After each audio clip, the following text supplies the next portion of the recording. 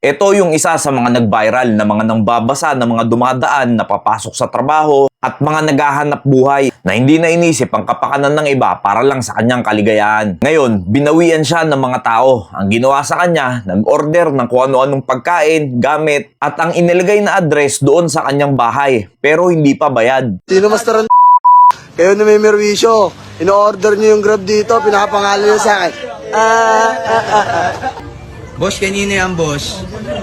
Kanina yan. Okay, Lixter. Extra cash. Tapos yan, yung mga naperwisyo nila, yung mga in-order nila, Yung literal na permission, yung sabihin. yan, magkakaibang rider yung mga nagpupuntaan sa kanila. Meron pa mga materialis ng bahay at kung ano-anong pagkain, tapos hindi pa bayad. Hindi lang kwenta. Wala yan, boss. Scam yan. Aray ko. Hagising lang. Meron talagang mga tao ang gusto lang nila yung makakapagpasaya sa sarili nila. Hindi na nila iniisip kung ano magiging kahinatnan nito. At hindi na rin nila iniisip kung sila ba ay nakakaabala na sa iba o hindi. The way of a fool is right in his own eyes. Yan ang mangmang. Ang tingin niya sa kanyang mga ginagawa ay okay lang ito. Kahit na marami na ang napeperwisyo.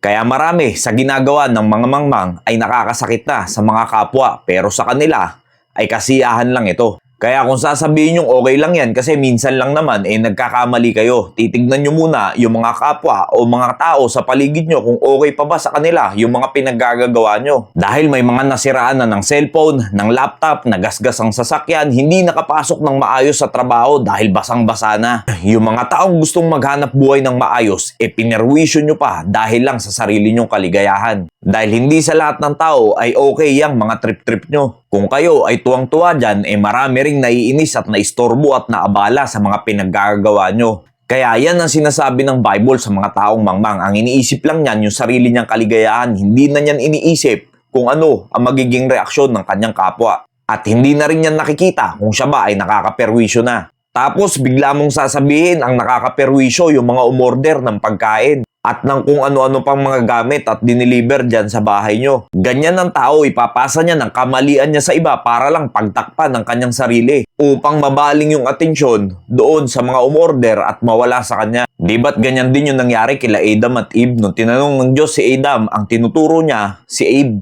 Nung si Eve naman ang tinanong, ang tinuturo niya ay yung ahas. Kaya malinaw din ng Bible dito kung bakit nangyari yan. For whatsoever a man soweth, that shall he also reap. Kung ano ang tinatanim mo, ay siya rin mong aanihin. Kung puro kalokohan ang itinatanim mo sa iyong buhay, yan din ang aanihin mo. Doon naman sa mga umorder at nakaperwisyo din sa mga grab rider at sa mga nagnenegosyo ng maayos. Huwag mong sagutin ang mangmang ng ayon sa kanyang kamangmangan, baka ikaw man ay maging gaya rin niya. Kung papatol ka sa mangmang ng naaayon sa kanyang kamangmangan, magagaya ka talaga sa kanya. Dahil malaki ring halaga yung mga in-order nyo na hindi pa bayad. Piling nyo makakaganti kayo dun sa tao na nambabasa dahil lang sa ginawa nyo, pero isa na rin kayo sa nakaperwisyo sa mga naghahanap buhay ng maayos. Kaya hindi mo talaga pwede gantihan ng masama ang masama na, dahil magiging pareho na lang din kayo ng kaisipan. Kaya mga kapatid ko sa pananampalataya, mag-ingat tayo sa ating mga kinikilos at sinasabi. Dahil baka hindi natin napapansin ay nagiging isa na rin tayo sa kanila.